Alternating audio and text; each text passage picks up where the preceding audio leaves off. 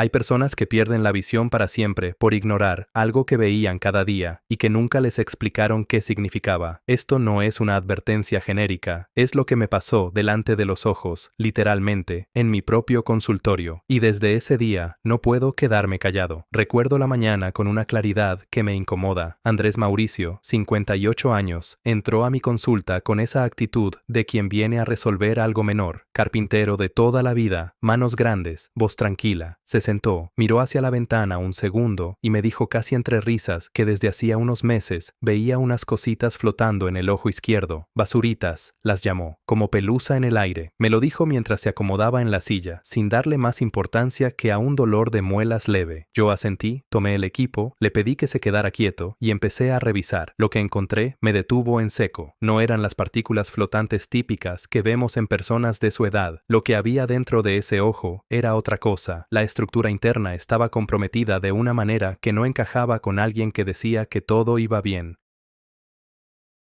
Seguí revisando despacio, con cuidado, sin decir nada todavía. Andrés Mauricio esperaba en silencio, quizás pensando que yo estaba siendo demasiado meticuloso para algo tan simple. Afuera se escuchaba el ruido normal de la calle, un camión, unas voces lejanas. Adentro, el consultorio olía a ese desinfectante suave de siempre, y yo seguía mirando, porque lo que veía no me cuadraba. Cuando terminé, me recosté un poco en la silla y le pregunté cuánto tiempo llevaba con eso. Me dijo que meses. Le pregunté si había notado algún cambio en la cantidad. Se encogió de hombros. Quizás más que antes, dijo, pero nada del otro mundo. Esa frase, nada del otro mundo, se me quedó pegada porque justo eso era lo que estaba en juego, su mundo visual, y él lo estaba dejando pasar como quien deja pasar una llamada sin importancia. Ese día entendí algo que llevo repitiendo desde entonces. El problema no es que la gente no se preocupe por su salud, el problema es que nadie le enseña a leer las señales que su propio cuerpo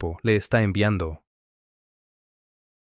Esas partículas flotantes que millones de personas ven cada mañana al mirar hacia la ventana, esos puntitos que huyen cuando intentas enfocarlos, esas hilos transparentes que aparecen cuando miras el cielo despejado, no son decoración, son información. Y hay una diferencia enorme entre la información que puedes tomarte con calma y la información que requiere que actúes hoy mismo. Esa diferencia es lo que quiero explicarte, porque si Andrés Mauricio hubiera sabido distinguirlas, habría llegado a mí 3 meses antes.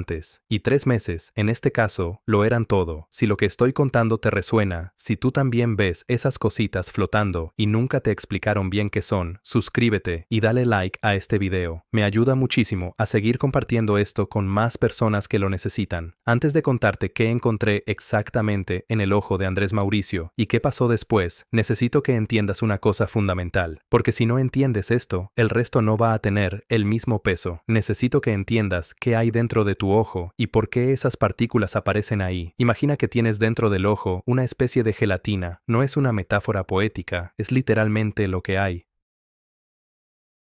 Una sustancia transparente, densa, que ocupa casi todo el espacio interior del globo ocular. Esa gelatina tiene una función muy concreta, dejar pasar la luz de manera limpia y ordenada hasta la retina, que es la pantalla en el fondo del ojo, donde se forma la imagen que tú ves. Cuando esa gelatina está en perfecto estado, la luz viaja sin obstáculos, la imagen es nítida y tú no ves absolutamente nada raro. Pero esa gelatina no es eterna, está compuesta, en su gran mayoría, por agua, y el resto son fibras de colágeno muy finas y una molécula que las mantiene unidas y en su lugar. Con los años, esa estructura empieza a perder estabilidad, no de golpe, poco a poco, como cuando una gelatina que dejaste demasiado tiempo en el refrigerador empieza a separarse, a formar bolsas de líquido, donde antes había una masa uniforme. En esos puntos donde la estructura se rompe, las fibras de colágeno se juntan entre sí, forman pequeños grumos, hilos, coágulos minúsculos de proteína que quedan flotando dentro de ese gel, y cuando la luz entra al ojo y tropieza con esos grumos, proyecta su sombra directamente sobre la retina. Eso es exactamente lo que ves, no los grumos en sí mismos, su sombra.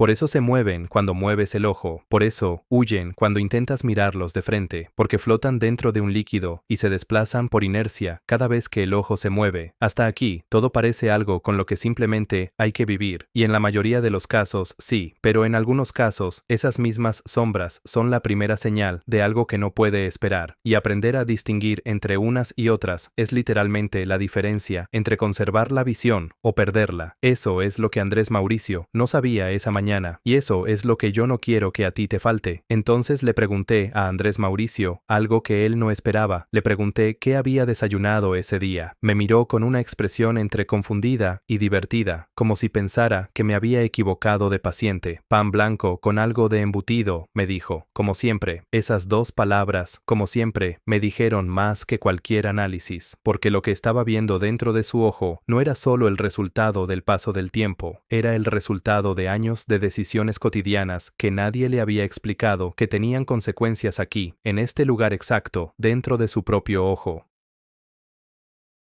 Y eso es lo que más me pesa de este trabajo, no los casos difíciles, no las situaciones donde ya no hay nada que hacer. Lo que más me pesa es la cantidad de personas que llegan a ese punto sin haber recibido nunca una explicación simple y clara de por qué está pasando lo que está pasando. Porque cuando entiendes el mecanismo, cuando ves la cadena completa de causa y efecto, de repente todo tiene sentido. Y cuando todo tiene sentido, puedes actuar. Así que voy a contarte algo que cambia completamente la manera de ver esto. Hay personas que a los 45 años ya tienen el interior del ojo en un estado que corresponde a alguien 20 años mayor, y hay personas de casi 70 que tienen una estructura interna que parece de 50. Esa diferencia no viene del azar ni de la genética en la mayoría de los casos, viene de lo que esa persona ha estado haciendo cada día durante décadas sin saber que le estaba pasando factura al ojo. El interior del ojo, esa gelatina de la que te hablé antes, no se regenera. Esto es clave, no es como la piel que renueva sus células, no es como la sangre que se produce continuamente. Lo que hay dentro de tu ojo es lo que hay, y lo que se daña ahí dentro se queda dañado. Por eso, el ritmo al que se deteriora esa estructura depende completamente de cuánto la proteges o cuánto la agregas cada día, y hay factores que la destruyen mucho más rápido de lo que cualquiera imagina. El primero es la exposición solar sin protección. Cada vez que saliste a la calle, en un día luminoso, sin gafas adecuadas, la energía de esa luz fue entrando al ojo y afectando lentamente las fibras de colágeno del interior. No lo sentiste, no hubo dolor, pero se fue acumulando durante años, como polvo sobre un mueble que no limpias, y un día el mueble ya no se ve igual. El segundo es la deshidratación crónica. Esa gelatina interior es casi toda agua. Cuando el cuerpo lleva años sin recibir suficiente líquido, ese gel pierde densidad, se vuelve menos estable y las fibras que flotan dentro empiezan a agruparse con más facilidad. La gente no conecta beber poco agua con ver más puntitos flotantes, pero la conexión existe y es directa. Y el tercero es algo que a muchos les cuesta aceptar porque lo hacen todos los días, pensando que es inofensivo. Pero ese tercer factor lo explico en un momento, porque primero necesito cerrar algo importante sobre lo que encontré en el ojo de Andrés Mauricio ese día. Lo que vi ahí no era solo el deterioro normal de alguien de 58 años, era un deterioro acelerado. Y cuando empecé a hacerle preguntas más específicas sobre su rutina, sobre sus hábitos, sobre cosas que aparentemente no tienen nada que ver con los ojos, el cuadro empezó a encajar de una manera que a él mismo le sorprendió. Porque resulta que detrás de esas partículas flotantes, que él llamaba basuritas, casi siempre hay una causa concreta, a veces hay varias al mismo tiempo, y conocerlas no solo explica por qué están ahí, sino que te da la posibilidad real de frenar lo que todavía no ha pasado. Hay 7 causas que explican por qué unas personas tienen muchas más partículas flotantes que otras, y por qué en algunos casos aparecen mucho antes de lo esperado. La primera ya la mencioné, el envejecimiento natural de esa gelatina interior. Pero las siguientes 6 son las que nadie te cuenta.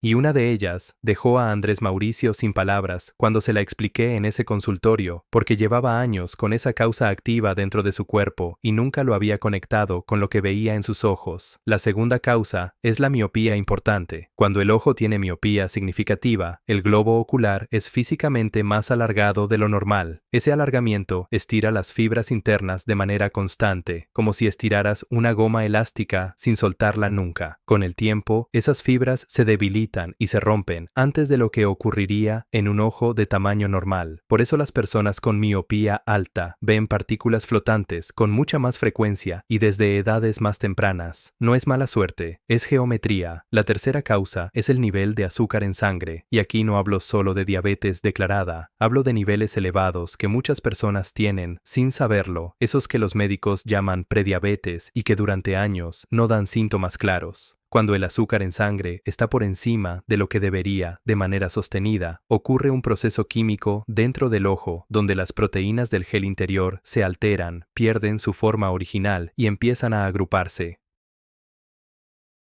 Es como si el interior del ojo se fuera espesando lentamente en los lugares equivocados. Y eso produce exactamente lo que ves. Andrés Mauricio nunca se había revisado el azúcar. Nunca.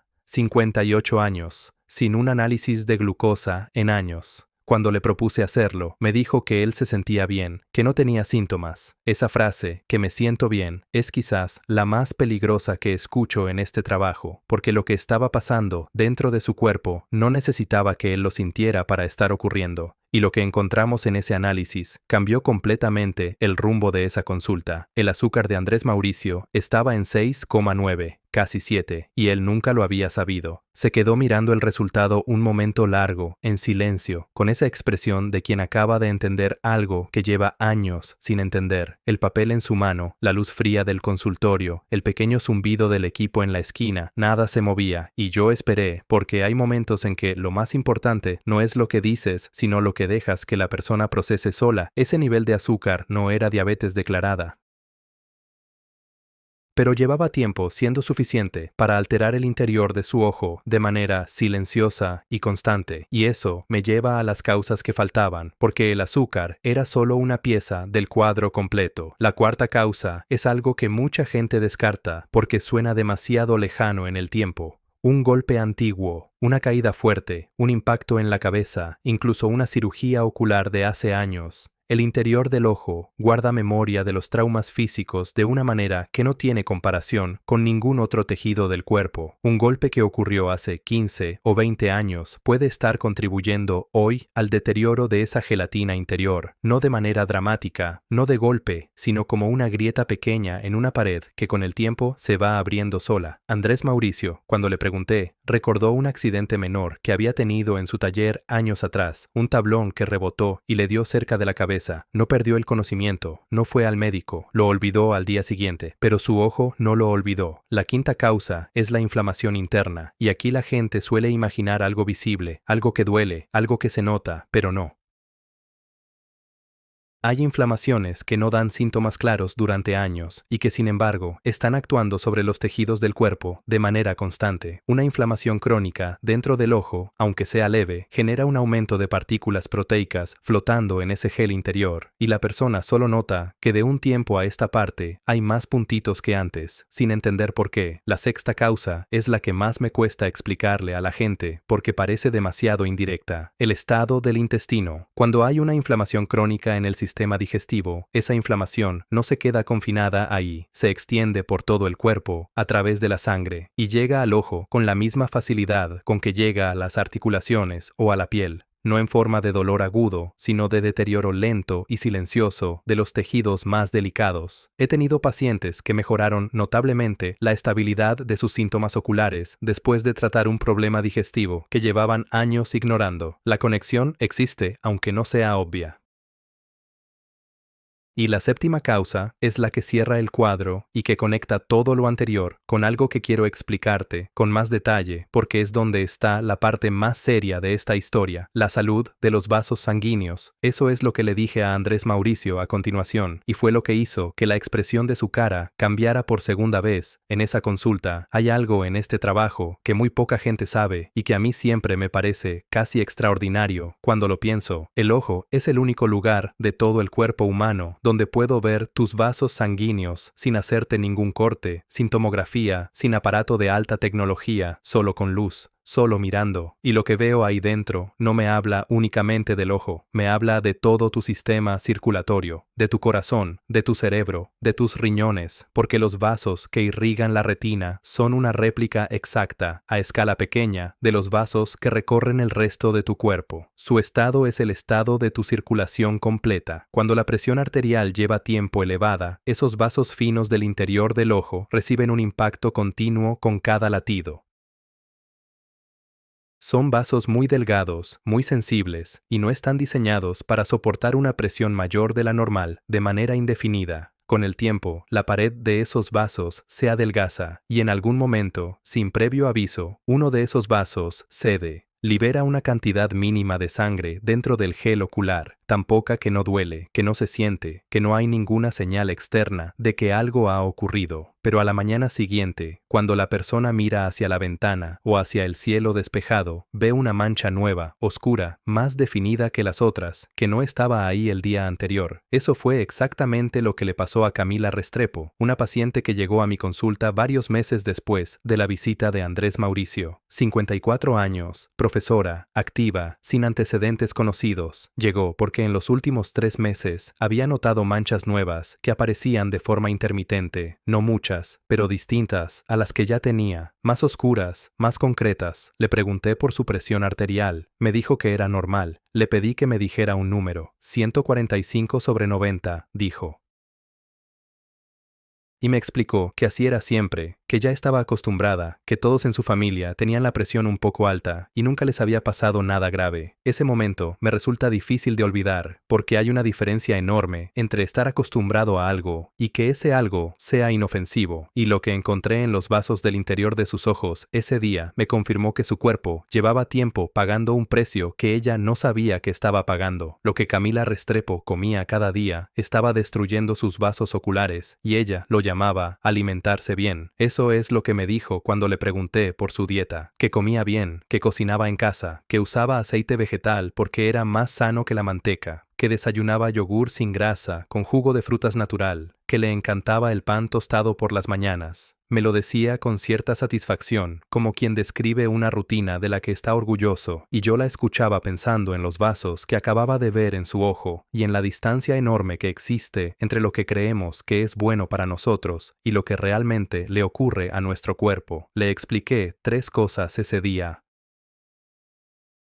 3 cosas concretas sobre lo que comía que estaban contribuyendo directamente a lo que veía en sus ojos. La primera fue el aceite vegetal refinado, el de girasol, el de maíz, el que viene en esas botellas grandes y transparentes que están en casi todas las cocinas. Cuando ese aceite se calienta para cocinar, libera compuestos que generan oxidación en los tejidos del cuerpo, y esa oxidación llega al interior del ojo a través de la sangre, no de golpe, no de manera que se pueda detectar en un día, pero de forma acumulativa, semana tras semana, año tras año. El interior del ojo, que no se regenera, va acumulando ese daño sin posibilidad de borrarlo. Camila cocinaba con ese aceite todos los días. Llevaba décadas haciéndolo. Pensaba que era la opción saludable. La segunda fue el azúcar escondido, no el que pones en el café, el que viene dentro del pan blanco, del jugo envasado, aunque diga natural en la etiqueta, del yogur sin grasa, que paradójicamente suele tener más azúcar que el normal para compensar el sabor. Cada vez que ese azúcar entra al cuerpo y eleva la glucosa en sangre, las proteínas del gel interior del ojo reaccionan, se alteran, se vuelven menos estables. Y con el tiempo, esa inestabilidad se vuelve visible en forma de partículas flotantes que antes no estaban. Camila tomaba jugo todas las mañanas, convencida de que estaba haciendo algo positivo por su salud. La tercera fue la más difícil de explicarle porque es la que más resistencia genera. Los embutidos y las carnes procesadas que muchos consumen de manera rutinaria contienen conservantes que afectan la microcirculación en los vasos más finos del cuerpo, incluyendo los del ojo. No en cantidades que se noten de inmediato, pero en el consumo diario durante años, esos vasos finos van perdiendo su capacidad de funcionar con normalidad, y en una persona que además tiene la presión elevada, ese efecto se multiplica. Camila se quedó callada un momento cuando terminé de explicarle todo esto. Luego me preguntó algo que me parece una de las preguntas más honestas que me han hecho en consulta. Me preguntó si cambiar eso ahora servía de algo o si el daño ya estaba hecho. Y le dije la verdad, porque es lo único que tiene sentido decirle a alguien en ese momento. El daño acumulado no desaparece. Pero dejar de añadir daño nuevo es exactamente lo que marca la diferencia entre quien estabiliza su situación y quien sigue deteriorándose sin entender por qué. Cambiar tiene sentido siempre. Lo que no tiene sentido es seguir haciendo lo mismo, esperando resultados distintos. Ella asintió despacio, cogió su bolso, se puso de pie y antes de salir me preguntó una última cosa. Me preguntó si el celular tenía algo que ver con todo esto. Le dije que sí, y la expresión de su cara en ese momento fue exactamente la misma que había visto en Andrés Mauricio cuando le hablé del azúcar. Esa mezcla de sorpresa y reconocimiento que aparece cuando alguien conecta por primera vez algo que hacía sin pensar, con una consecuencia que nunca imaginó. Hay un hábito que la mayoría de personas mayores de 50 años practican cada noche sin saber que es uno de los factores que más acelera el deterioro del interior del ojo. No es fumar, no es beber, es algo completamente normalizado, socialmente aceptado, que la gente hace en la cama antes de dormirse y que nadie les ha dicho nunca que tiene este efecto. Mirar el celular en la oscuridad no es solo una cuestión de cansancio visual. Lo que ocurre cuando miras una pantalla brillante en una habitación oscura es algo mucho más específico. La pupila, al estar en un entorno oscuro, se abre al máximo para captar la mayor cantidad de luz posible. Es su función natural. Pero cuando de repente hay una pantalla brillante frente a ella, toda esa energía luminosa entra al ojo de manera concentrada, sin filtro, directamente hasta la retina y a través del gel interior. La cantidad de daño oxidativo que genera una hora de celular en la oscuridad es casi 3 veces mayor que la misma hora frente a una pantalla con la luz de la habitación encendida. 3 veces. No es una estimación vaga, es lo que muestran los estudios cuando miden los marcadores de estrés oxidativo en tejidos oculares bajo esas condiciones. Diego Fuentes llegó a mi consulta con una queja específica, 56 años, contador, tranquilo, metódico. Me dijo que en el último año y medio había notado un aumento claro en la cantidad de partículas flotantes que veía, no dramático, no de golpe, pero sostenido. Cada mes había un poco más. Había ido a otro médico que le había dicho que era la edad y que no había nada que hacer. Llegó a mí buscando una segunda opinión. Le hice las preguntas de rutina, luego le pregunté por las pantallas. Me dijo que trabajaba frente al ordenador todo el día, que era normal en su trabajo. Le pregunté qué hacía por las noches. Me dijo que leía noticias en el celular antes de dormir. Le pregunté con la luz encendida o apagada. Se detuvo un momento. Apagada, dijo, siempre con la luz apagada porque su pareja dormía y no quería molestarla. Llevaba así más de 2 años. Ahí estaba. No era solo la edad, era una hora larga cada noche, en completa oscuridad, con la pupila abierta al máximo, recibiendo toda la energía de esa pantalla directamente en el interior del ojo, multiplicado por más de 700 noches consecutivas. Pero hay algo más que ocurre frente a las pantallas y que poca gente conoce, algo que tiene que ver con la presión dentro del propio ojo y que agrava todo lo demás. Y eso es lo que le expliqué a Diego Fuentes a continuación, porque sin entenderlo, la historia no está completa. Hay personas que pierden la visión de un ojo en cuestión de horas y el día anterior estaban viendo perfectamente, sin dolor, sin aviso previo,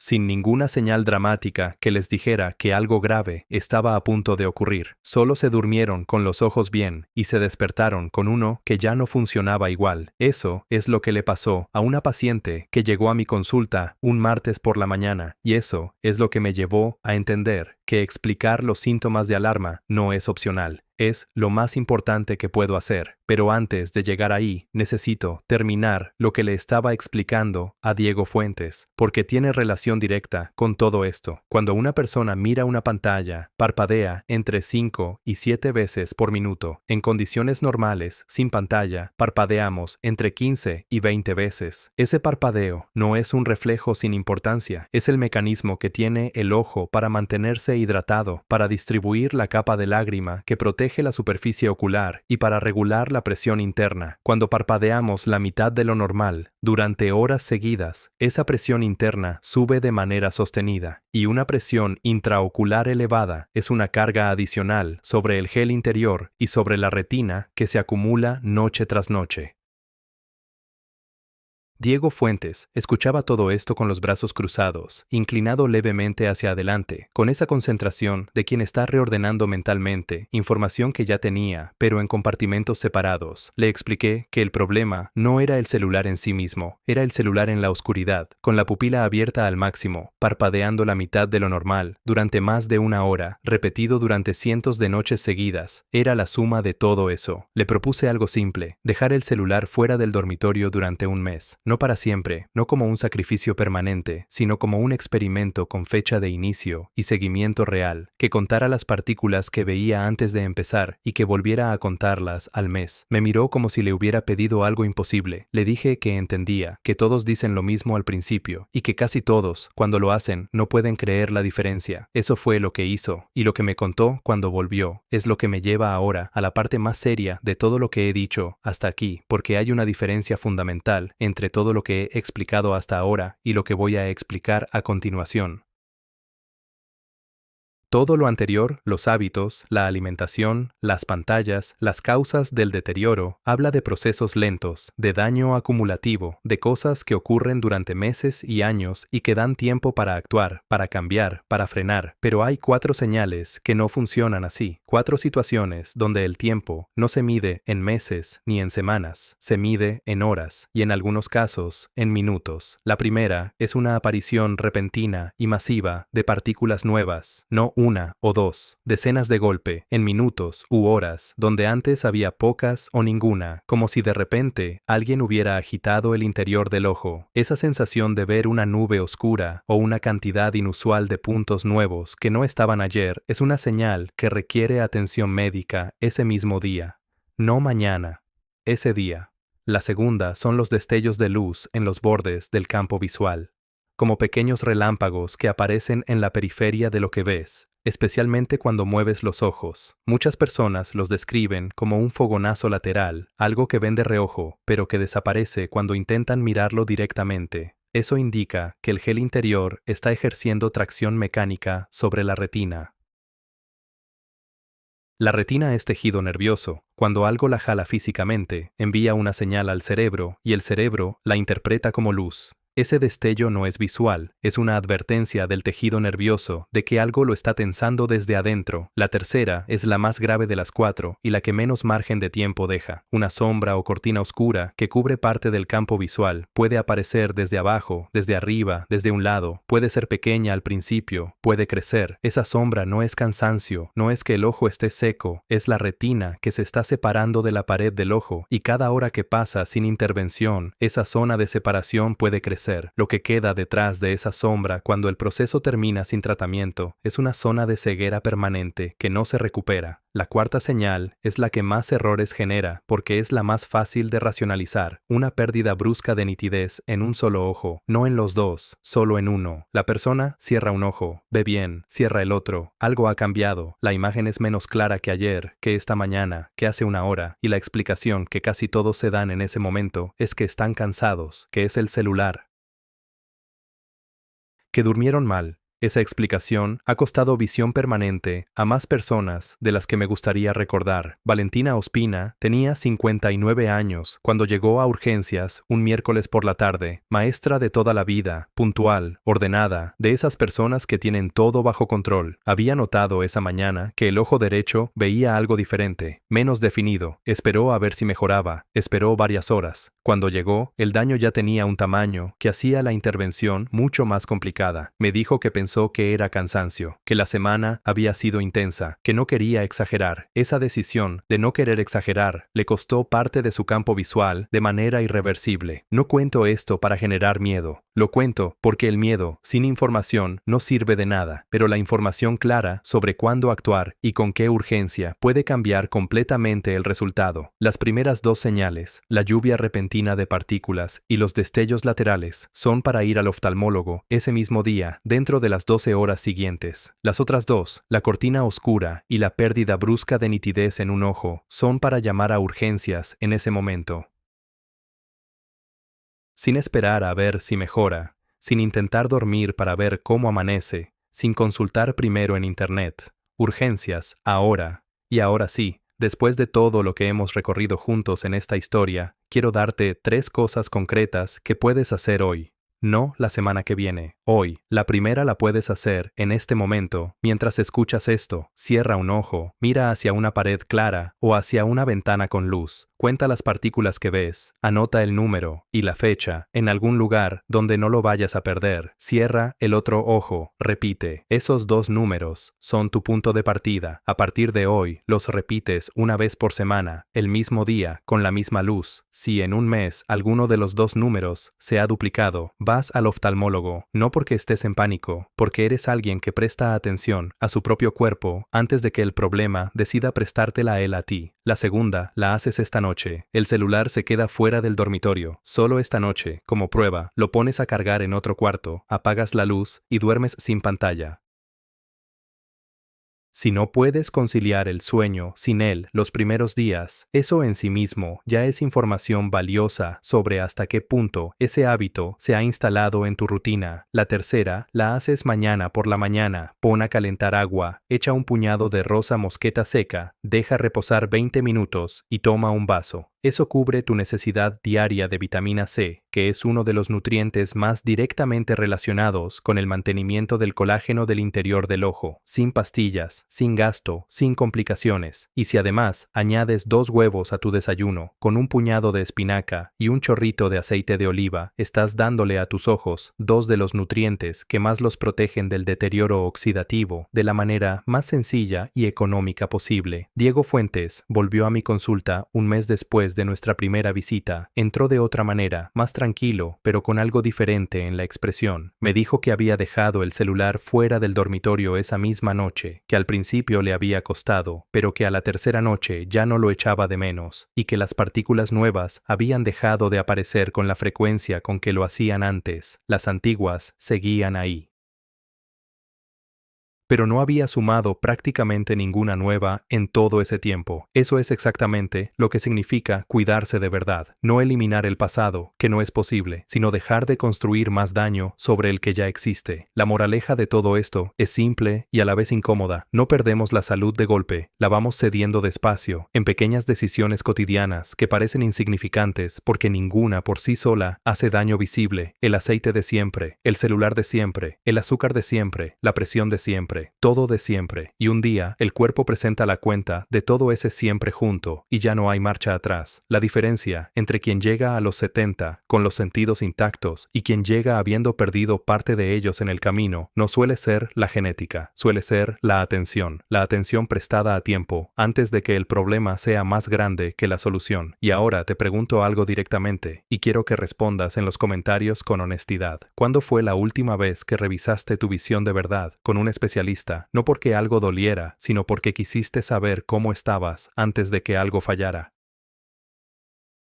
Si nunca lo has hecho o llevas más de 2 años sin hacerlo, escríbelo abajo, porque me interesa saber cuántas personas están en esa situación sin saberlo. Si este video te dio algo útil, algo que no sabías o algo que ahora vas a hacer diferente, dale like y suscríbete al canal. Publico contenido como este de manera regular y cada video está pensado para darte exactamente lo que nadie te explicó en la consulta.